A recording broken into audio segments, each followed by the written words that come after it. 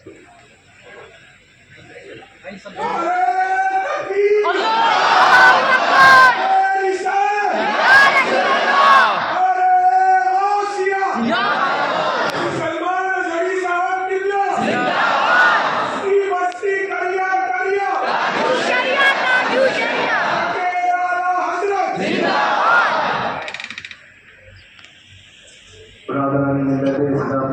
علیکم ورحمۃ اللہ وبرکاتہ۔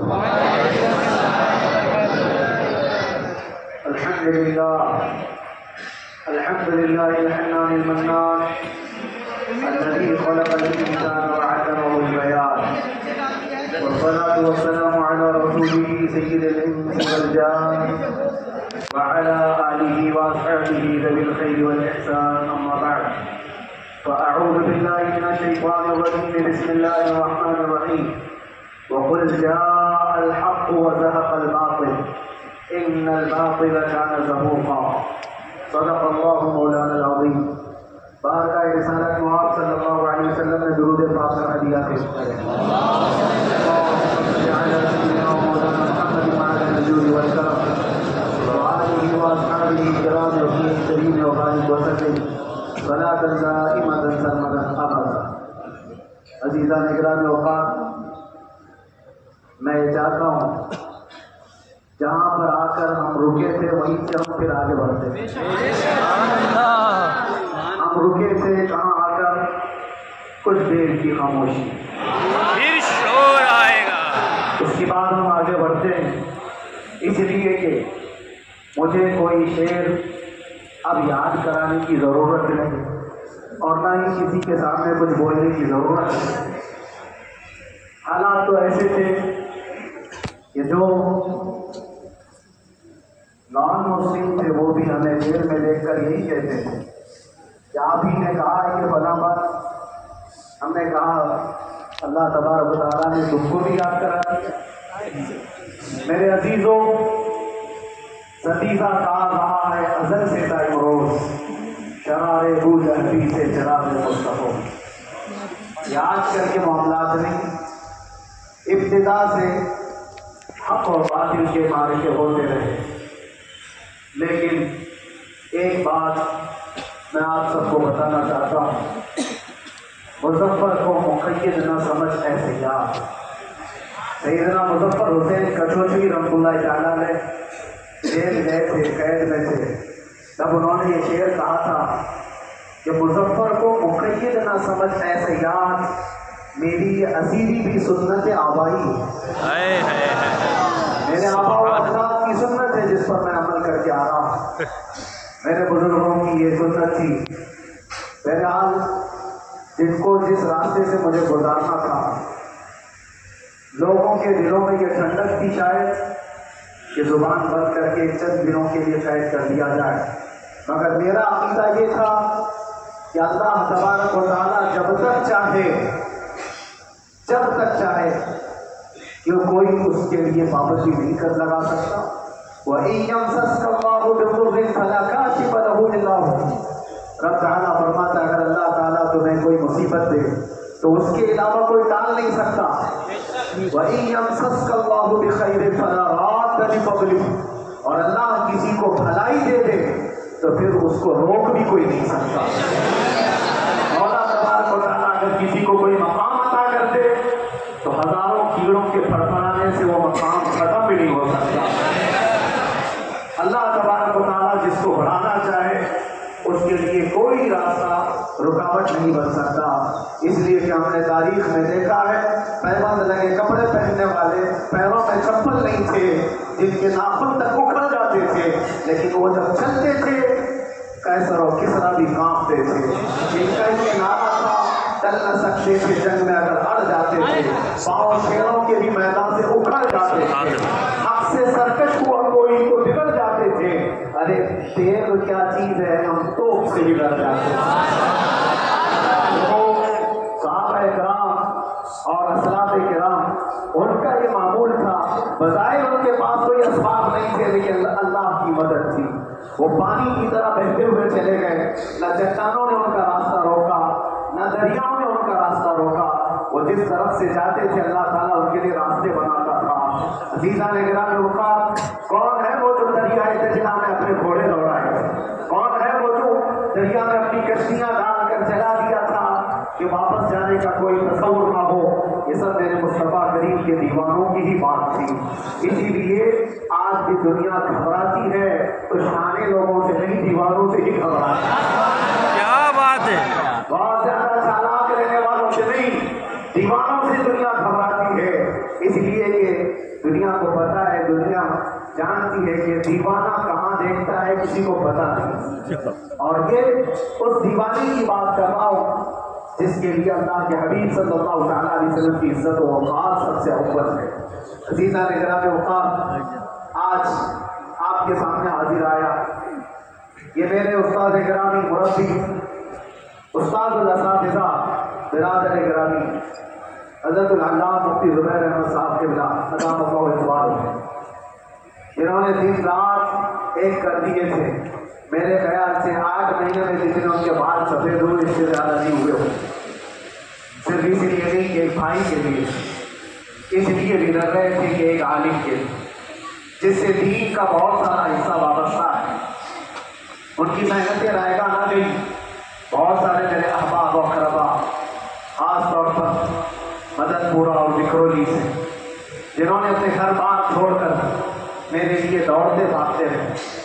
اللہ رب العزت اس بات کا شاہد ہے، ایک ایک دن اندر میں نے سب کے لیے دعائیں کی، اور ایسا نہیں کہ کوئی دن بھولا جاتا، اور باہر کی ہمیشہ یہ خبریں آتی رہتی کہ حالات کیسے کے کیسے ہوتے جا رہے ہیں۔ کبھی اگر گھبراہٹ اور بے چینی ہوتی تو میرے عزیزوں صرف ایک ہی بات ہمارے پاس تھی علاج کے لیے، ایک ہی علاج تھا۔ جب بے چینی بڑھ جاتی، اپنوں سے رابطہ نہیں ہو پاتا اور کسی کے خبر نہ پہنچتی، کھانے پینے کی تکلیفیں، روڈ رہنے سہنے کی مصیبتیں جب سر پر آتی تو ایک ہی علاج تھا، ان کے نثار کوئی کیسے ہی رنج میں، ان کے نثار کوئی کیسے ہی رنج میں ہو، جب یاد آ گئے ہیں سب غم بھلا دیے، جب یاد آ گئے ہیں سب غم بھلا دیے ہیں۔ اس رسول محترم صلی اللہ تعالیٰ علیہ وسلم کا احسان عظیم ہے۔ بار بار مجھے یہ احساس ہوتا رہا پوری دنیا اگر چھوڑ دے مگر یقین تھا آمنہ کا لال کبھی نہیں چھوڑے، اور چھوڑا بھی نہیں، اور چھوڑا بھی نہیں۔ ہر رات جو ہمارا معمول تھا، ہم نے جو دیکھا، ہماری پچھلی زندگی میں ہم نے اتنے عجائبات نہیں دیکھے ہوں گے جو 8 مہینے کے اندر ہم نے دیکھے۔ نبی پاک صلی اللہ تعالیٰ علیہ وسلم کی انعامات و اکرامات، رب تبارک و تعالیٰ کی مدد سے دل مضبوط ہوتا ہے۔ عزیزان گرامی، ہم نے تو وہاں ایسے لوگوں کو دیکھا جو ڈپریشن کا شکار ہو کر کافر بھی ہو گئے، اور حالات سے گھبرا کر کے وہ انکار کر بیٹھے کوئی خدا نہیں ہے، کوئی مدد نہیں آتی ہے۔ ایسے حالات وہاں دیکھے، لیکن ان حالات سے بھی اللہ تبارک و تعالیٰ کی مدد ساتھ رہی۔ رسول پاک صلی اللہ تعالیٰ علیہ وسلم کا انعام و اکرام یہ تھا کہ جس طرح سے گئے تھے اسی طرح سے واپس بھی آئے، جس طرح سے گئے تھے ویسی واپس آئے، اور نہ میرے مصطفیٰ نے باہر میری عزت میں کمی کی، نہ اندر عزت میں کمی، کہیں پر بھی نہیں۔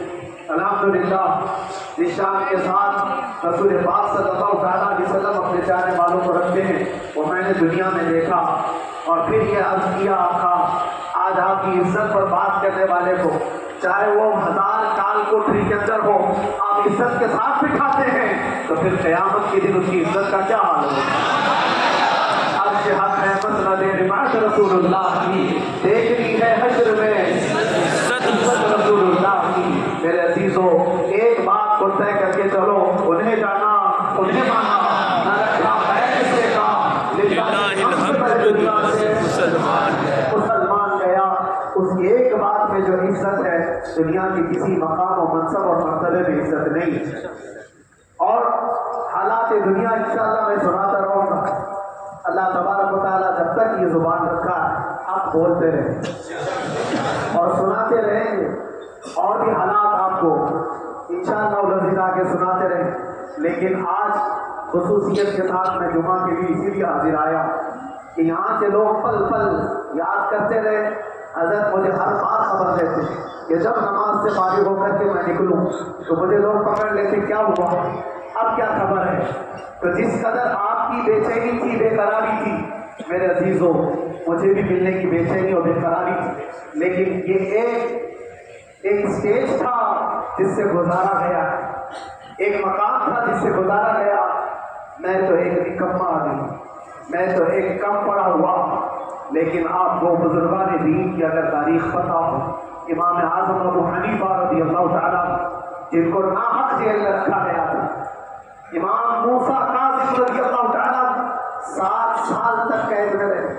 یہ کون امام موسیٰ کاظم جن کے دربار میں جانے کے لیے غوث اعظم عبد القادر جیلانی رضی اللہ تعالیٰ 4 کلومیٹر دور اپنے چپل اتار دیا کرتے تھے۔ امام موسیٰ کاظم کا وہ دربار ہے جس کو باب الحوائج کہا جاتا ہے، اس امام کو 7 سال تک بغیر کسی قصور کے قید میں رکھا گیا، اور حد تو یہ ہے کہ اسی قید خانے میں زہر دے کر کے آپ کو مارا گیا ہے۔ آپ کا جنازہ جیل سے نکلا تھا۔ امام احمد بن حنبل جن کو 5 لاکھ حدیثیں یاد ہیں نبی پاک صلی اللہ تعالیٰ علیہ وسلم کی، بغداد کے سر بازار آپ کو ننگی پیٹھ پر کوڑے مارے گئے۔ آپ کو اندازہ ہے بزرگان دین کی ایک لمبی فہرست ہے۔ جب میں وہاں گیا تھا تو ایک بزرگ کی بڑی یاد آئی، وہ تھے حضرت مجدد الفیصانی رضی اللہ تعالیٰ۔ اکبر جیسے ڈکٹیٹر کے سامنے، اس زمانے کے سب سے بڑے ڈکٹیٹر بادشاہ کے سامنے آپ نے حق بات کا اعلان کیا تھا۔ مجدد الفیصانی رحمۃ اللہ تعالیٰ علیہ نے فرمایا تھا کہ اسلام نام سے جو دین ہوگا وہ محمد عربی کا لایا ہوا ہی دین ہوگا، کسی اور بادشاہ کا بنایا ہوا نہیں ہوگا۔ اس بات پر آپ کو قید میں ڈالا گیا، 8 سال تک قید میں رکھا گیا۔ 8 سال میں بادشاہ مر ہی گیا، بیٹا بادشاہ بنا، لیکن کسی نے آ کر جہانگیر کے سامنے یہ بات رکھی کہ آپ کے باپ نے جس مولانا کو قید میں ڈالا تھا گوالیار کی جیل میں، 8 سال میں جیل کا نقشہ بدلا ہوا۔ تو بادشاہ نے پوچھا ہوا کیا ہے؟ کہا کہ اس مولانا نے 8 سال میں تقریباً 700 قیدیوں کو عالم بنا دیا۔ درس حدیث، درس تفسیر، قرآن کا علم، نمازیں جماعتوں سے وہاں اس طرح ادا ہوتی ہے جیسے لگتا ہے گنبد خضرا کی چھاؤں میں ہے۔ رب تبارک و تعالیٰ کا یہ احسان عظیم تھا۔ ان 8 مہینوں میں بحمدہ تعالیٰ میں نے اپنی لائف میں کبھی اتنی امامت نہیں کی تھی جتنی وہاں امامت کی۔ یہ پابندی نہیں ہو پاتی، جب امام رہا مسجد میں چھٹیاں ہوا کرتی تھی ادھر ادھر آنا جانا، لیکن وہاں پر کبھی کسی نماز میں چھٹی نہیں۔ اور امامت اللہ تبارک و تعالیٰ کو جہاں لینا ہے وہاں لیتا ہے۔ اور مجھے اس بات کا تھوڑا قرض تھا، 24 سال سے میں تراویح سنا رہا تھا۔ 24 تراویح ہو چکی تھی، رمضان المبارک کا 24 گزر چکے، 25واں سال تھا۔ ظالموں نے مجھے رمضان سے پہلے اچر کر دیا۔ بار بار یہ خواہش ہوتی تھی کہ میری تراویح چھوٹنے نہ پائے۔ 25ویں تراویح ہے، 25ویں محراب ہے، لیکن رب تبارک و تعالیٰ کا احسان، اندر موجود سارے مسلمانوں نے مطالبہ کیا کہ ہم یہاں جماعت سے تراویح قائم کریں، اور اب تک لوگ الم تر کیف والی تراویح کبھی کبھار پڑھ لیا کرتے، لیکن سارے لوگوں نے مل کر کے اتفاقاً کہا کہ ہم پورا قرآن آپ سے سننا چاہتے ہیں۔ کیسے کیسے قیدی تھے، کیسے کیسے کرائم والے تھے۔ میں نے کہا آج میں ایک دن پڑھاتا ہوں، ایک پارہ پڑھوں گا، آپ کو اگر لگے تو بتا دینا، بھاری پڑ جائے، کیونکہ لوگ سارے کرمنل ہیں اور کئی طرح کے جرائم کیے ہوئے لوگ، نماز دین سے کہاں زیادہ رشتہ، کہا ہو سکتا ہے یہ گھبرا کر بھاگ جائیں۔ ایک دن پڑھاؤں گا، اگر آپ کو لگے تو ووٹ دینا، نہیں تو کل سے الم تر پہلے دن تراویح پڑھا ہے، دوسرے دن سارے لوگوں نے کہا آپ نے ایک پارہ پڑھایا ہے، سحری تک بھی پڑھائیں گے تو انشاءاللہ کھڑے۔ یہ جو استقامت، یہ ساری چیزیں دلوں کا جمع ہونا اور ہماری طرف دلوں کو پھیر دینا بغیر اللہ کی مدد کے نہیں ہوتا، رسول پاک صلی اللہ تعالیٰ علیہ وسلم کے کرم و احسان کے بغیر نہیں ہوتا۔ وہ تراویح بھی پڑھتے رہے، تفسیر قرآن بھی سنتے رہے اور قرآن کی تعلیم بھی لیتے رہے۔ پھر مجھے اندازہ یہ ہوا کہ رب تبارک و تعالیٰ کی منشا یہ تھی کہ ہماری تراویح کی محراب کی سلور جبلی جیل کے اندر ہو۔ مجھے اس بات کا کوئی قلق نہیں رہا کہ میری کوئی چیز چھوٹ گئی۔ ہاں، عید، بقرعید، محرم، یہ تمام چیزیں لوگوں کی یاد تو رہی، رشتے دار، احباب اقربا کی یاد، لیکن اللہ کی مرضی، میرا رب تبارک و تعالیٰ جو پسند کرے اس میں ہم راضی ہیں۔ اگر مولا یہ چاہتا ہے کہ میں تنہا پڑھوں تو اس کی رضا میں ہم راضی ہیں، اگر وہ چاہتا ہے کہ مجمع ہزاروں میں ہم نماز ادا کریں تو اس کی مرضی پر ہم قائم ہیں۔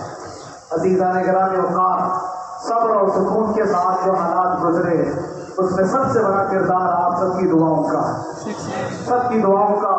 مشائخ، سارے پیران نظام، تمام سلاسل کے اور ہر مسجد کے امام اپنے محراب اور منبر سے جو دعا کرتے رہے، یہ سارا ذخیرہ میرے لیے اتنا بڑا ہے جس کو میں بیان نہیں کر سکتا۔ ہر ایک کی جانب سے دعائیں، عورتوں بچوں کی طرف سے منتیں، روزے، نہ جانے کیا کیا کر لیا۔ پھر مجھے اندازہ ہوا کہ صرف اپنے آرام اور اپنے راحت کے لیے پھڑپھڑانے سے کچھ نہیں ہوگا۔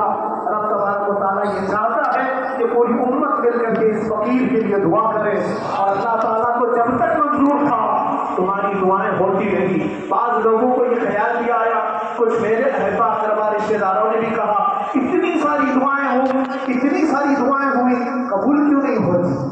ایک بات یاد رکھو، پوری دنیا مل کر کھڑے ہو کر دعا کرے، اللہ کی قدرت پر کوئی کام کرنا واجب نہیں ہے، اللہ پر کوئی چیز واجب نہیں ہے۔ اگر وہ اپنے فضل سے عطا کرتے تو اس کا احسان ہے، اس کا احسان ہے۔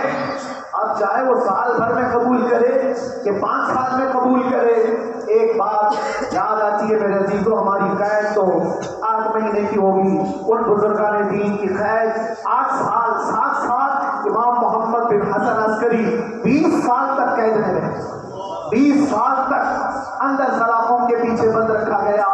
یہ اہل بیت اطہار ہیں، ائمہ اعظام ہیں، ان کی تکلیفیں دیکھی تکلیف چھوٹی لگتی ہے۔ اور پھر نبی پاک صلی اللہ تعالیٰ علیہ وسلم کی یاد آتی، صرف اس بات کا ہمیں فخر تھا کہ تم نے کبھی چوری کے الزام میں تو نہیں گرفتار، کسی گھناؤنے الزام میں تو نہیں گرفتار کیا۔ ہاں، اگر کسی بات پر گرفتار کیا ہے تو ان سے پوچھو تو اب یہ بولنے میں بھی شرم کرتے، مولانا کو کیوں گرفتار کیا ہے، مولانا کو کیوں اندر رکھا ہے؟ شرم آتی ہے بولنے، کیونکہ انہوں نے کچھ ایسا بولا تھا جس کو بولنے میں شرم ہے۔ کیا بولا تھا میرے عزیزوں؟ یہ ایک الگ کہانی ہے، ابھی میں اس پر کچھ گفتگو نہیں کرتا، اس لیے کہ ہر ایک کو یاد ہو چکی، ہر ایک کو یاد ہے، میں اس کہانی کی طرف نہیں جاتا۔ لیکن اتنا مجھے آج اس ملک میں رہتے ہوئے احساس ہے کہ ابھی بھی انصاف ختم نہیں ہوا۔ انصاف پوری طرح ختم ہو جائے تو اللہ کا عذاب آ جائے، اللہ کا عذاب آ جائے۔ چند لوگ ناانصافی کر سکتے ہیں، لیکن پوری کے پورے روئے زمین پر رہنے والے انسان ناانصافی کرے، ایسا نہیں ہوتا۔ ہمارے حق میں سپریم کی طرف سے جو انصاف آیا ہے، ہمارے دل میں اس قدر جگہ ہے آج، اور اس قدر احساس ہے کہ ہمیں یہ اندازہ آج بھی ہوتا ہے کہ چاہے کچھ بھی ہو جائے لیکن انصاف پوری طرح سے مر نہیں سکتا، انصاف پوری طرح سے ملک مر نہیں سکتا۔ یہ ہمارا ملک عزیز ہندوستان کسی خاص آدمی کی ٹھیکے داری میں نہیں ہے، سبھی کا خون شامل ہے یہاں کی مٹی، کسی کے باپ کا ہندوستان تھوڑی، ہمارا بھی ہے، آپ کا بھی ہے، سب کا بھی ہے۔ اور میرے عزیزوں پتہ نہیں، یہ بھی شاید راحت اندوری صاحب کا شعر ہے، اور اس سے پہلے بھی کچھ بولا تھا، وہ بھی ان کا ہی تو دیتے بھی ہوا کرتا ہے۔ اللہ تبارک و تعالیٰ آپ سب پر فضل فرمائے، کرم فرمائے، آمین۔ جو چیز خاص طور پر بولنی ہے وہ یہ ہے، ان حالات سے آج جو گھبرائے ہوئے یہ وہ لوگ ہیں جو عیش پرست ہیں۔ میں کسی کو خاص ٹارگٹ کر کے نہیں کہنا چاہتا، لیکن بہت سارے وہ لوگ جو اثر و رسوخ رکھتے ہیں لیکن وہ آگے آنا نہیں چاہتے، دین اسلام پر حملے ہو، حضور پاک کی عزت پر حملہ ہو، کسی کو بولنا نہیں، کیونکہ پتہ ہے دیکھو اس مولانا کو کس طرح کیے، اسی طرح دوسروں کو بھی کر دیا جائے۔ جو کمفرٹ زون میں بیٹھنے کے عادی ہو گئے وہ اپنا ایریا چھوڑ کر ہٹنا نہیں چاہتے۔ اگر میں کچھ کہوں گا حضور پاک صلی اللہ تعالیٰ علیہ وسلم کی ناموس کے لیے تو میرا عیش خطرے میں آ جائے گا، اکثر کی یہی سوچ ہے۔ میرا تو میرا بزنس ہے, میرے بیوی بچے ہیں, ہو سکتا ہے مولانا کو کسی چیز کی فکر نہیں ہوگی. آپ کو میں بتاؤں, آپ کو اندازہ نہیں ہمارے دل میں ہمارے بچوں کی کتنی محبت ہے. میرے بھی چھوٹے سے بچے ہیں, جب وہ جیل کی سلاخوں کے سامنے آ کر آنسو بہاتے تھے تو دل پر چھریاں چلتی تھی. وہ بچے جو ہمیشہ ہمارے سینے پر سوتے رہے, آج میں ان کو چھو بھی نہیں سکتا. جب وہ سلاخوں کے پیچھے کھڑے ہو کر دور سے رو کر کے چلے جاتے 15 منٹ, تو کیا ہمارے دل میں بچوں کی محبت نہیں؟ کیا ہمارے گھر بار نہیں, ہماری بہنیں, ہمارے بھائی, ہماری ماں نہیں؟ کتنے تو دن ایسے ہوئے کہ میری ماں کو دورے پڑتے رہے یاد کے لیے, تو کیا وہ ہمارے اوپر کبھی ایسے نہیں آتی کہ ہم خامخواہ یہ مصیبت کیوں ہو رہی ہے؟ میری بیٹی تو جھگڑا کرتی اس بات کو کہ کیوں آپ اکیلے ہو, بہت سارے لوگ ہیں سب کا خیال کرتے ہوئے, لیکن میرے عزیزوں یہ ان کی اپنی محبت ہے. سارا ایک پریوار اور اس سے زیادہ میرے شاگردوں کی ایک دنیا ہے. کتنے ایسے ہیں میں جانتا ہوں کہ 8 مہینے تک نرم غذا نہیں کھائی میرے ان بچوں میں. میں جانتا ہوں ان کا صرف یہ خیال تھا کہ اللہ پتہ نہیں دے میں آپ کیا کھا رہے ہیں, ہم یہاں نرم غذا نہیں کھائیں, گوشت مچھلی نہیں کھائیں. حالانکہ یہ کوئی چیز تمہارے اوپر واقف نہیں. یہ حالات میں اسی لیے بتا رہا ہوں میرے عزیز, کسی کے وہم و گمان میں اگر یہ ہے تو نکال دے کہ میرے آس پاس کچھ نہیں ہے, میں کسی کو چاہتا نہیں, یا میرے ساتھ محبتیں نہیں ہیں. حسرت سے محبت کرنے والے لوگ ہیں میرے پاس. میرے ان بھائیوں کی اور میرے بہنوں کی, میرے گھر والوں کی محبت تو اسی ہے کہ ان کے گھروں کے بچوں کے معاملات بھی بغیر مجھ سے پوچھے نہیں ہوتے. اگر 8 مہینے اندر رہا تو کسی کا رشتہ نہیں تو بات چیت بھی نہیں ہے. رشتہ نہیں ہوگا جب تک یہ نہ آئے, سارے کام ڈیپینڈ رہتے تھے. مجھے بھی ان تمام چیزوں کا احساس ہے, لیکن یہ سب چیزیں ایک طرف میرے مصطفیٰ کی عزت فدا کا یا رسول اللہ, لبیک یا رسول اللہ, لبیک یا رسول اللہ, لبیک یا رسول اللہ, لبیک یا رسول اللہ, لبیک یا رسول اللہ. ہر ایک کے آنسو کے قطرے میں نے دیکھے, بھائیوں کے, بہنوں کے. میرے پاس ملنے کے لیے میرے جو شاگرد آتے اٹھ کے یہ اکثر جب جیل کی دیوار پر آ کر کھڑے ہوئے, ان کی آنکھیں لال, یہ آنسو بہاتے 15 منٹ ملاقات کر کے چلے جائیں. آپ کو کیا اندازہ ہے اندر کے حالات 1 دن 1 سال کے برابر لگنے لگتا ہے. اٹھتے رہتے, لیکن ایک بات کا احساس بار بار ہوتا, یہ ساری محبتیں ایک طرف ہے, لیکن ہم جس کے لیے کھڑے ہوئے ہیں اس کی محبت میں کوئی سمجھوتا نہیں, اس کی محبت میں کوئی سمجھوتا نہیں. ایمان اسی کا نام ہے, لا یؤمن احدکم حتی اکون احب الیہ من والدہ وولدہ والناس اجمعین. سب سے اس وقت تک کوئی پورا مومن نہیں ہو سکتا جب تک کہ اپنی اولاد, اپنے مال دولت, اپنے ماں باپ, سب سے زیادہ اپنے رسول سے محبت کرتا ہے. دعا یہی کرتے رہو, جب حضور پاک کا معاملہ آئے تو ساری دنیا ایک طرف ہوتا ہے. میں نے ایک واقعہ پڑھا تھا اندر ہی, حضرت خالد بن ولید رضی اللہ تعالیٰ ایک قلعے پر اچانک حملہ آور ہوئے تھے. وہ قلعے میں موجود جو دشمنان اسلام تھے ان کی پارٹی چل رہی تھی. بڑے بڑے قالین صوفے بچھے ہوئے, سستوں میں قیمتی کھانے رکھے ہوئے تھے. خالد بن ولید کے ساتھ جو لشکر ہے یہ تو وہ غریب صحابہ تھے جو پیوند لگے کپڑے پہنتے, ایک کھجور پر پورا دن گزارتے.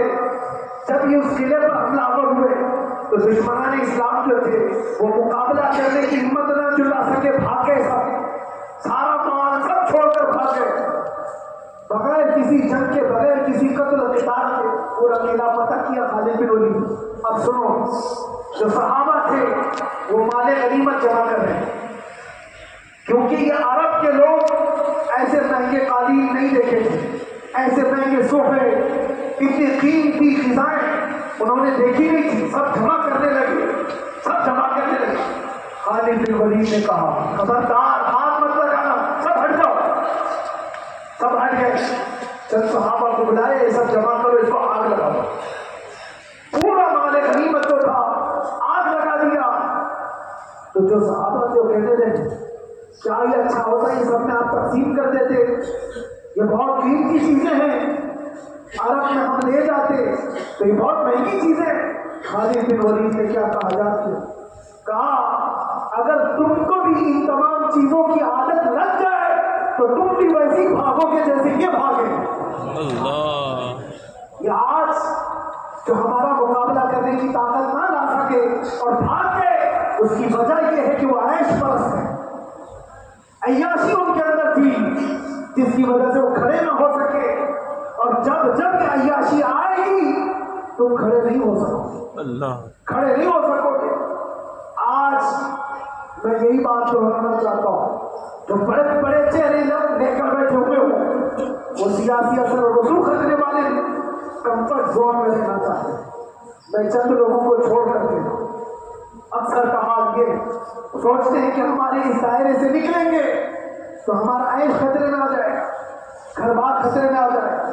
یہ دنیا کی محبت انسان کو بزدل بناتی ہے، بزدل بناتی ہے۔ اس لیے میرے عزیزوں، آپ جب کبھی یہ بات آئے، ایک طرف میرا پورا خاندان، ایک طرف میرا عیش کی زندگی اور ایک طرف رسول پاک کی عزت کا معاملہ، تو آپ مجھے بتاؤ آپ کس بات کا فیصلہ لیں گے؟ اسی بات کا فیصلہ لینا ہوگا نبی پاک صلی اللہ تعالیٰ علیہ وسلم کی عزت کی خاطر، تو میں اس بات کا فیصلہ لینا ہوگا اپنا سب کچھ گنبد خضرا کر لی تھا اور نبی سے میرا رشتہ کر لی تھا، اور بتلا دو گستاخ نبی کو غیرت ان پہ مرنے کا جذبہ کر لی تھا آج بس یہ جذبہ باقی رہے۔ ہم کسی کو لڑنے کے لیے، مرنے کے لیے، مارنے کے لیے میدانوں میں اتارنے کی بات نہیں کرتے۔ میں اکثر اپنی تقریروں میں کہا کرتا ہوں کہ آپ سے پہلے بھی کیا، اگرچہ میری تقریروں کو ڈائیورٹ کیا جاتا ہے، آج بھی بہت لوگ ہوں گے، بلکہ آج مدد پورا کا یہ پہلا جمعہ ہے، مجھے اندازہ ہے پورا ہندوستان نہیں باہر بھی سب کی نظر اس بات ہے کہ آنے کے بعد یہ کیا بولتا ہے، آنے کے بعد یہ کیا بولتا ہے۔ سب اسی انتظار میں ہیں، میں سب کو ایک ہی میسج دوں گا، آنے کے بعد وہی بولے گا تو پہلے بولتا ہے۔ سبحان اللہ، یا رسول اللہ،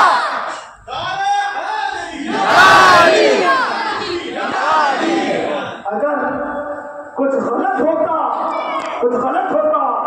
تو ہمارے اس ملک عزیز ہندوستان کی سب سے اعلیٰ عدالت یہ نہیں کہتی کہ ان کے اسپیچ میں کوئی ہیٹ مسئلہ نہیں ہے۔ کیا بات ہے، تو ہمیں اندازہ ہے میرے عزیزوں، ہاں جہاں غلطی ہوگی ہم بھرے اعلان کے ساتھ کہیں کہ ہم سے غلطی ہو گئی، ہم سے یہ خطا ہو گئی، زبان پھسل گئی، لیکن جو چیز نہیں ہے تو اگر تم زبردستی اس کو کہو گے تو یہ ہم نہیں مانتے۔ ہاں بس اتنی دعا میرے حق میں کریں کہ جتنی بھی زندگی باقی ہے، جتنی زندگی باقی ہے، اللہ تبارک و تعالیٰ حضور پاک کی محبت اور ان کی عظمت کی حفاظت کے لیے جیتے مرنے کی توفیق عطا فرمائے۔ آمین یا رب۔ ہمارا کام سے اتنا رہ گیا، جو میسج دینا تھا وہ ہم نے دے دیا۔ اب جو حالات آئے میرے عزیزوں، آپ سب کے لیے بھی میں یہ گزارش کروں گا، دین کی طرف آ جاؤ، سچائی کی طرف آ جاؤ، ورنہ گاجر مولی کی طرح کٹ جاؤ گے، ختم ہو جاؤ۔ دین کی طرف آؤ، سچائی کی طرف آؤ، اور اسلام نے کہیں پر بھی تمہیں کسی طرح کے آتنک اور دہشت کی تعلیم نہیں دی۔ کہیں پر کسی ٹیررسٹ کی کوئی بھی تعلقات کی کہیں مجھے کوئی بات بتا دو، اگر کوئی مسلمان اس طرح کی حرکتیں کر جاتا ہے جس کو یہ لوگ بدنام کرتے تو ہم سمجھتے ہیں اس کا اسلام سے تعلق نہیں ہے۔ اسلام سے تعلق ہوتا تو اس کے اندر صدیق اکبر اور فاروق اعظم کی ادائیں ہوتی۔ آج آپ کو وہ معاشرہ زندہ کرنے کی ضرورت ہے۔ میں نوجوانوں سے کہوں گا بہت دن گزاری ٹک ٹاک پر مجرے اور تمہارے اس انٹرنیٹ کی دنیا پر جس طرح تم نے آوارگی کر لی ہے، اب وقت کم بچا ہے، آ جاؤ میرے نبی پاک کی گنبد کے چھاؤں میں، عزت وہیں پر ہے، انہی کے قدموں میں عزت ہے، اور یہاں پر بھی ہے اور آخرت میں بھی ہے، آخرت میں بھی ہے۔ بس اس عزت کے لیے آپ سب سے میں گزارش یہ کروں گا، سچائی کی طرف واپس آ جاؤ، سچائی کی طرف واپس آ جاؤ۔ جو تمہاری نمازیں باقی ہیں اس کو پوری کر لو، اس سے پہلے کہ دنیا تم پر نماز پڑھے، اس سے پہلے کہ تمہارے جنازے کی نماز پڑھی جائے، اپنی نمازیں کمپلیٹ کر لو، اور علماء ذوی احترام کا ادب و احترام اپنے اندر رکھو۔ صرف اس بات کے لیے آپ کو میں احساس دلانا چاہتا ہوں کہ مجھے جس راستے سے گزارا گیا، جتنے دن قید و بند کی صحبتیں گزاری گئی، یہ صرف یہ میسج دینا تھا کہ پھر اس مولانا کا یہ ہو سکتا ہے تو چھوٹے چھوٹوں کی کیا کر دیں، ایسا اگرچہ آ جائے موقع تب بھی گھبرانے کی ضرورت۔ آپ کو پتہ ہے اس ملک عزیز ہندوستان کی آزادی میں 20,000 علماء کو پھانسیوں پر لٹکایا گیا، انگریزوں نے 30,000 علماء کو کشمیر سے لے کر دلی تک ہر درخت پر ایک عالم کی لاش نہ رکھی۔ انہوں نے قربانیاں دی ہیں، قربانیاں بزرگان دین کے علماء ذوی احترام کی ہوئی ہیں۔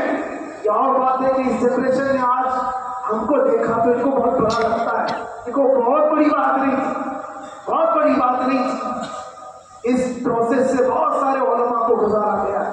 سرکار مجاہد ملت رحمۃ اللہ تعالیٰ علیہ ایمرجنسی کے زمانے میں 18 مہینے تک قید میں گزارے، 18 مہینے تک ایمرجنسی، وہ بھی ڈکٹیٹر کا زمانہ تھا، اس زمانے میں بھی آپ اندر ہیں، لیکن باہر آنے کے بعد نہ آپ کے مشن میں کوئی کمی آئی، نہ آپ کی زبان میں کوئی لکنت آئی۔